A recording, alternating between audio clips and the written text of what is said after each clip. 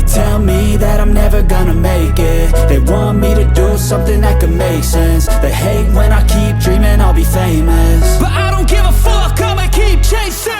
I got all this potential that's deep inside of me, but they hate when you're successful cause they try to be. They sit there being judgmental because you're trying things, and they just want you to settle and do the right thing. So get a good job, don't slack off. Wake up every morning, make a good impression on your boss. Don't do anything that I wouldn't do, and when you're making money, make sure you don't spend it too soon. Fuck that, I'll do what I wanna do. I got a different path from everyone, and that includes you. Who are you to tell me how to live life? In these times it feels like nobody's right, yeah.